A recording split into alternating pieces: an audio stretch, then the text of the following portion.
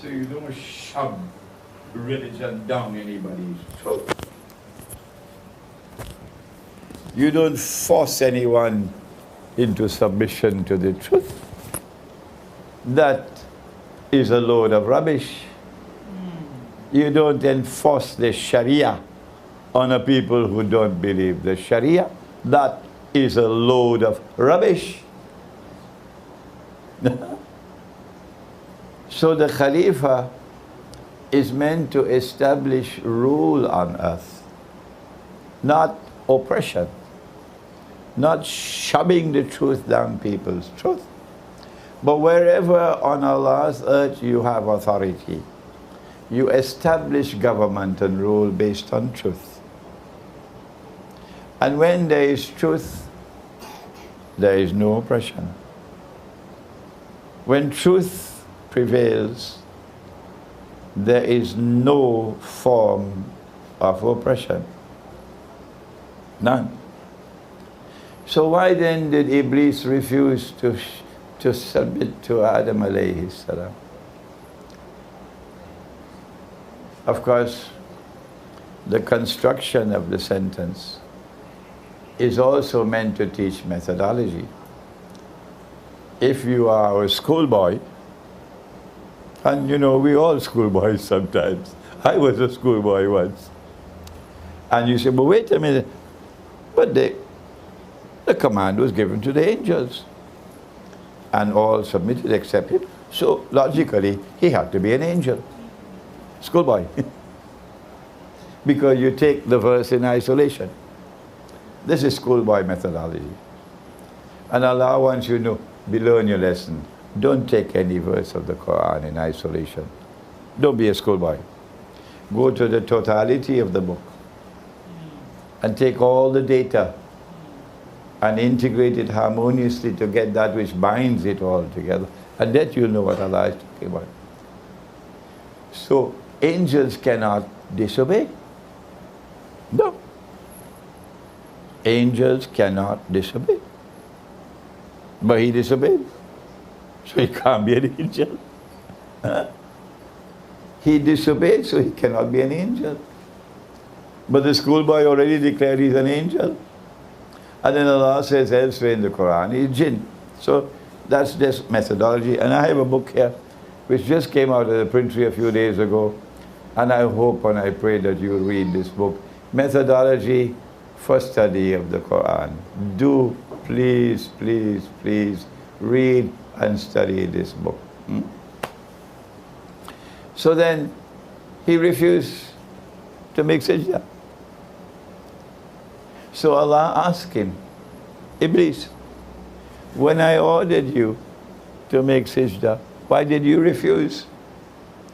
Do you know the answer he gave?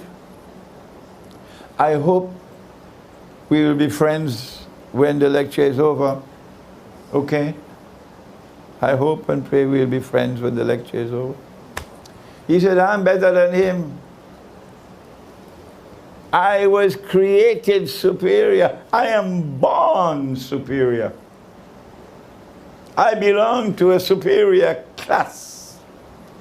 Do you remember hearing these words? You heard in this country, you heard in that country, you heard there, you heard there. I don't want to mention names. I am better than him.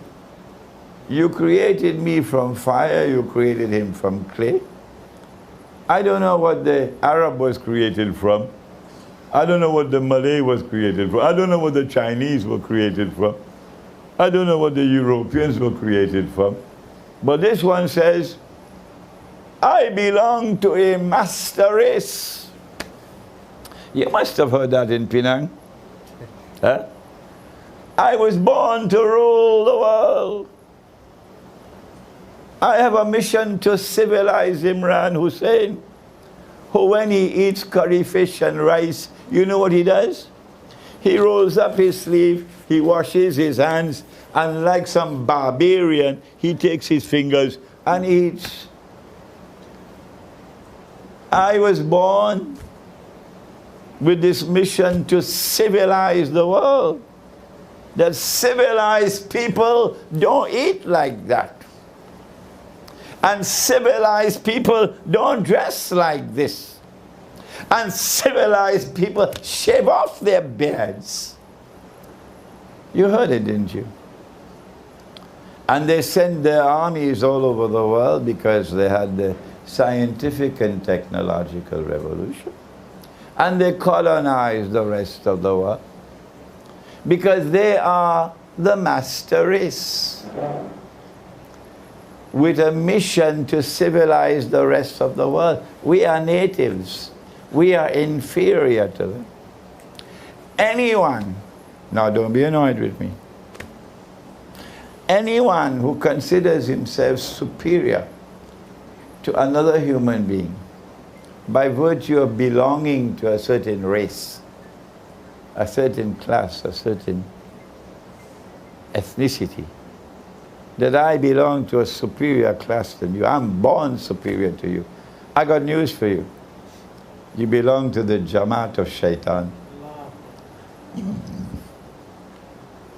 And there's, in English it's called a stench, a bad smell. A stench. In Urdu, in Farsi is badbu. In Malay? Busu. There's busu coming from such people. So if you are to benefit from today's lecture of an introduction to Islamic eschatology, and if you are to play a significant role in the end of history, banish this from the heart, that you are not superior to any human being. No. What makes it superior is your conduct, your faith, what is in the heart, not what you are born with. But those who arrogantly pursue the agenda of imposing their blood-stained rule over the whole of mankind, by the hook and by the crook, mostly by the crook, they are people who are following in the footsteps of Shaitan. They say, we are superior to you. Like Iblis said, I'm superior to him. That's how history began. And that is how history is ending. That is how history began. And that is how history is ending. I have used the Quran to connect the dots of history. This branch of knowledge does not as yet exist in Islam. We have not as yet developed Islamic eschatology as an independent branch of knowledge. No. We are now attempting to establish a branch of knowledge that the Christians have already. The Jews already have it. We don't have it. But we have the Quran. And if you pursue the effort, and Allah blesses you with knowledge, you'll be able to connect the dots in the Quran and develop an eschatological understanding of the world today. They want to impose their rule over the world arrogantly in order that Israel might rule the world. And only when Israel rules the world, then can this man stand up in Jerusalem and confidently declare, I am the Messiah. But he would not be the Messiah. He would be Dajjal, the false Messiah. Nabi Muhammad alayhi salatu wasalam told us, there's more in the beginning of history. I'm writing my book on Dajjal now. And at this time I'm writing the chapter on the Quran and the beginning of history. So it's not there in any of my books there, but in another few months I hope this book will be finished. So we don't have more time to spend with the beginning of history. Let us now go to Nabi Muhammad alayhi salatu wasalam, who said that when Dajjal is released by Allah to commence his mission of impersonating the true Messiah and eventually ruling the world from Jerusalem, he will live on earth for 40 days. One day, which would be like a year. It didn't say one day which would last as a year. No. It said one day which would be like a year. Yawmun kasana. A day which would be like a month. Yawmun kashahr. A day which would be like a week. Yawmun ka jum'ah. And then after that, sa'iru ayyamihi ka ayyamikum. He will be in our world of space and of time as a human being. So we would see him. But before that, there are 3 stages. And I am suggesting to you, gently so, because only Allah knows the truth, that when Allah spoke of the shadow, which when it comes will appear in 3 stages, Allah is speaking about this. The 3 stages that Dajjal will pass through before he appears in human form in our world of space and time. Are there angels in this room apart from your wife? Are there angels in this room? Yes. What, one on each shoulder? Can you see them? No. Are there jinn in this room? Are there jinn? I know there are lots in Washington. Yes, there are jinn here. Can you see them? Then why should it be so difficult? Why should it be so difficult to understand? The Dajjal can be released. He can be in this world and yet not in our world of space and time. Why? Don't you teach your children, as my father taught me, that when you come back home and you open the door, there's no one in the house, but the children have to be taught to say Salamu Alaikum. They don't do that in that godless part of the world, which now wants to teach Imran Hosein how to eat. But in our part of the world, we teach our children to say Assalamu Alaikum when you open the door. There are angels in the house. So Dajjal is here. Yes, he is here. But you can't see him. He is passing through 3 stages of a shadow. And this is a dangerous shadow. The first stage will last for the longest period of time. And then the second stage will last for a shorter period of time. But the third stage will last for the shortest one of all. Where is the shadow? We know that Dajjal was released in the lifetime of the Prophet ﷺ. I have a book entitled Jerusalem in the Quran. I guess some of you must have read it. It was written, we have it in Bahasa as well. It was written 12, 14 years ago. And in that book you'll find all of this analysis, all this. 14 years ago. The Dajjal was released in an island called Britain. Where is the evidence? I only have this much time. Maybe in the question and answer session I can expand. And from that island of Britain, during the lifetime of the Prophet ﷺ, he commenced his mission to eventually rule the world from Jerusalem. While, again, could you excuse me, I'm 74 years of age. I've been teaching this subject for so long, I'm tired now. While we were drinking our teh tarik and eating roti canai, the Russians were thinking, The Russian leader speaks like no Muslim leader dares to speak. None. No prime minister, no president, no king in this Muslim world dares to speak the way Putin speaks. I'm proud of Putin.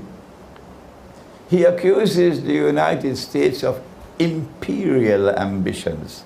He uses elegant language. That's Russian diplomacy today. They use elegant language, but they punch you with a powerful punch. They accuse the United States and the West of imperial ambitions, which is exactly what we're talking about here, wanting to rule the world. The mission commenced in Britain, and suddenly we find Britain emerging for the first time in modern history. It never happened before. Britain emerges as a ruling state. And when you were in school in Penang, they taught you about Pax Britannica.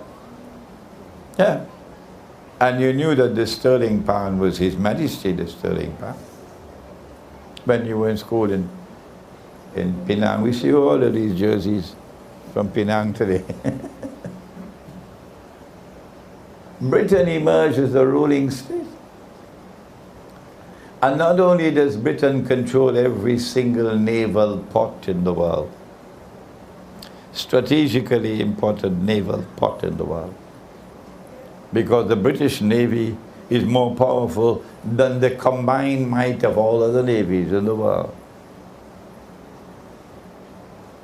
Not only does Britain have military control over the sea, not only does Britain have the military technology on the land to wage modern warfare, but more ominously so, Britain begins the process of taking control of the world of money through the Bank of England. And Britain becomes the money lender par excellence of the world through a banking system. And eventually, the gold sterling coin, £1 in gold, disappears. And the paper replaces the gold, while we were eating our roti canai and drinking teh tarik.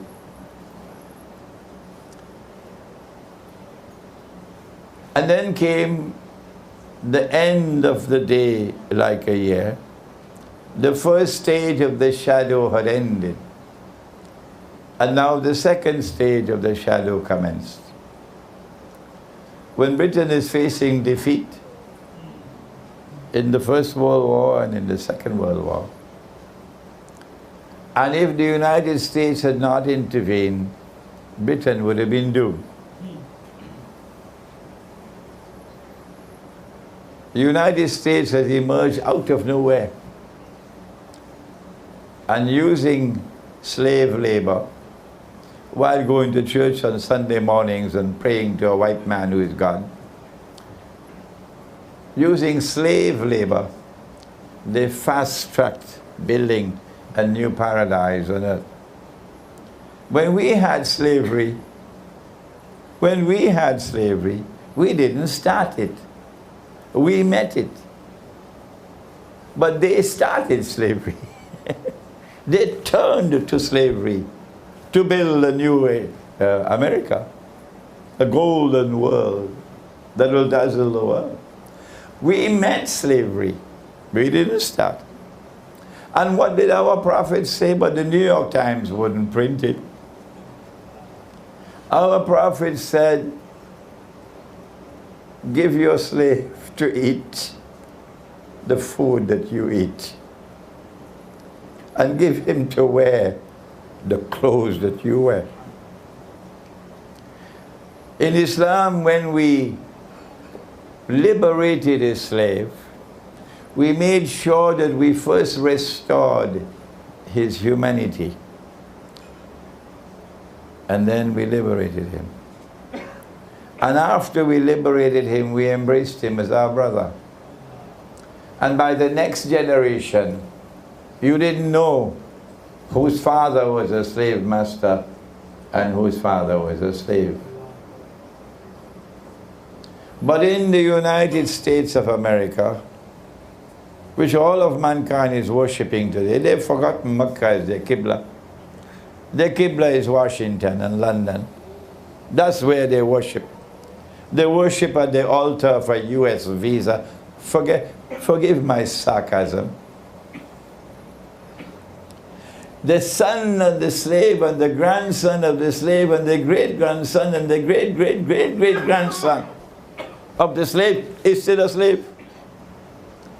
And the slave master is still a slave master after 200 years. And they dare to talk to Islam?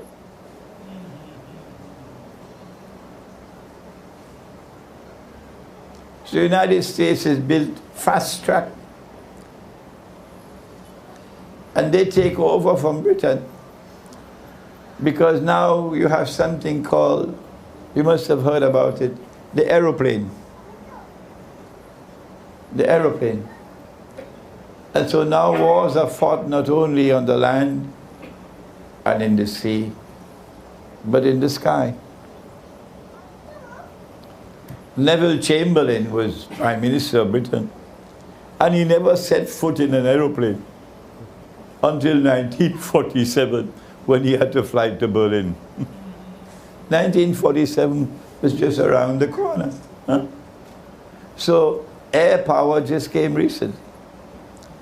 And the United States is not only the most powerful country in the world militarily, more powerful than all the rest of the world combined, but the United States takes over from Britain as the financial and monetary capital of the world. And the US dollar replaces the sterling pound. Momentous change taking place in the world. And the scholars of Islam still drinking teh tarik and eating roti canai. And you can search and search and search and search. You will not find any analysis from any Islamic scholar using the Quran, using the Hadith to explain what is happening in the world. No. What happened to them?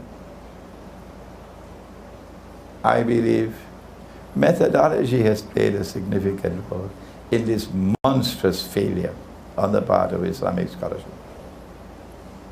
And so a day like a month replaced a day like a year. And Pax Americana replaced Pax Britannica. We have an explanation for Pax Britannica. We have an explanation for Pax Americana. Let me hear yours. If you are a political scientist, let me hear what is your explanation. I have been around the universities. There is none. None. Ours is the only one. We are now living at that moment in time when if you have eyes and you can see, you would know that the United States of America is now in irreversible decline.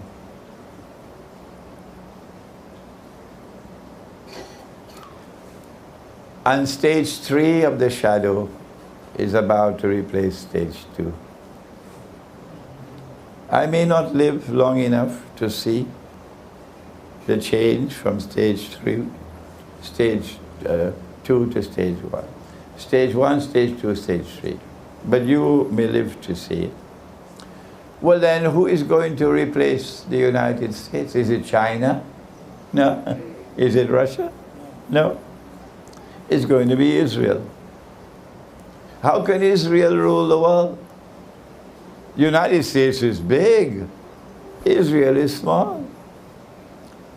Either Israel has to expand and become very big and powerful like the United States, or, very sad to mention it, The world has to become smaller. The world has to become smaller. Which one will it be? You know the answer. As terrifying as it is, you know the answer. That is why we're expecting nuclear war before November the 4th of this year. Before November the 4th of this year. Nuclear war. I hope I am wrong. I pray that I am wrong.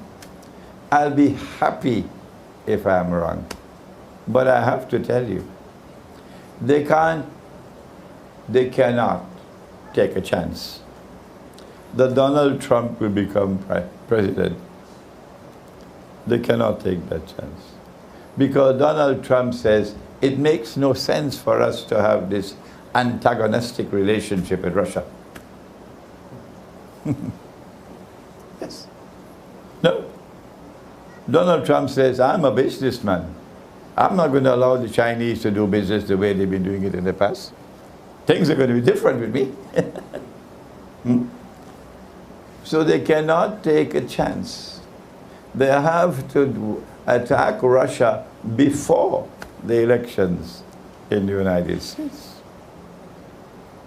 And Russia is ready for them. Russia is not afraid. And thank Allah for Russia. And thank Allah for China. We're not talking about Singapore. We're talking about China. China is a proud civilization. Don't look down your nose on the Chinese. China is a proud civilization. China will not bend her knee before Washington. No. And so the stage is now set. Our time is almost up. We do not have the time to explain. But mine is not the only voice. No, thank Allah. There are many, many, many voices around the world saying the same thing that I'm saying. That the Great War is around the corner. And this one is not going to be fought with sticks and stones. This is going to be a war fought with weapons of mass destruction. Amongst them we know about nuclear weapons, but it could be others as well that we don't know about. And when that war takes place, the world is going to become much smaller. So it's a good time to be old. It's a good time to be old. It's a terrible time to be young. Terrible. After the war takes place, do you know what our Prophet has said? He spoke about the war, incidentally. The next event to take place after the Great War, said Nabi Muhammad alayhi salatu wasalam, is what? The conquest of Constantinople. The Turkish government has prohibited you from even using the name Constantinople. It's against the law. You have to use the name Istanbul. Why are you afraid, Turkey? Huh? Come on, Mustafa Kemal, answer me. The answer is, they don't want you to hear what Muhammad ﷺ said. That's why. The conquest of Constantinople is to take place after the Great War. And that conquest makes sense only in terms of military affairs. Only military. Otherwise, why Constantinople? Why aren't we heading for Jerusalem? Constantinople stands on the Bosphorus. The Bosphorus is a waterway. If you study geography at school, they did geography in Penang, didn't they? Yeah. You attended the class? Yes. Okay. The Bosphorus is a waterway which connects two seas. Which are the two seas? Come on, let me hear you. Good. This one is easy, the Mediterranean Sea. That one is the Black Sea, correct. The Black Sea and the Mediterranean Sea. Yeah. The Black Sea and the Mediterranean Sea. And if that passageway is open, today NATO controls it. NATO controls it directly now. And NATO controlled it before through their friend. Who was their friend?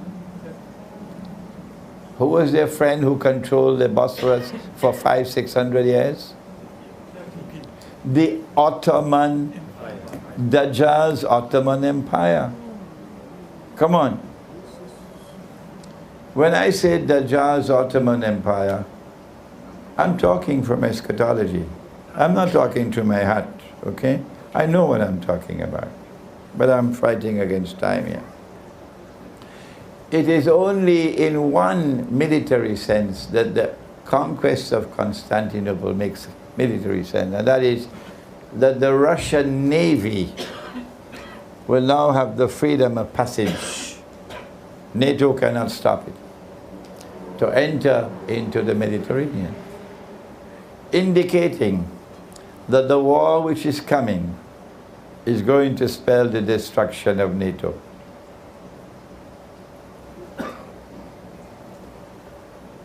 NATO will be gone, because NATO cannot prevent the conquest of Constantinople. Look at Islamic eschatology, saying things that your international Islamic university knows nothing about. Nothing. This is an introduction to Islamic eschatology. There's much more to the subject. I advise you to read my books. Several of my books are on eschatology, an Islamic view of Gog and Magog in the modern world, Jerusalem in the Quran. We have these in English and in Bahasa. Surah Al-Kahf and the modern age. Surah Al-Kahf is that surah of the Quran, more than any surah, which deals with Akhirul Zaman. And then there is a small booklet on Khidr, about 25 pages. On money, you'll find the gold dinar and silver dirham, Islam and the future of money. The paper money is going. Oh yes, there'll be no paper money tomorrow. When Israel takes over, the new money is going to be invisible and intangible. Electronic and digital money. And we said this 15, 20 years ago. Huh? But who was listening? At that time, you can't take your money out of the bank. So banks rule the world. Banking is almost ruling the world today. Tomorrow, banking will rule the world. And if you cross the line, that's it. Your account will be frozen. So we will all become slaves now in order to protect our bank account. You have to bow down and worship Dajjal if you want your bank account to remain open. That is tomorrow. We pray that Allah subhanahu wa ta'ala may make us a people who will return to His book, the Quran, to study the Quran, that the Quran might explain to us the world today. ربنا تقبل منا إنك أنت السميع العليم وتب علينا يا مولانا إنك أنت التواب الرحيم برحمتك يا أرحم الراحمين آمين.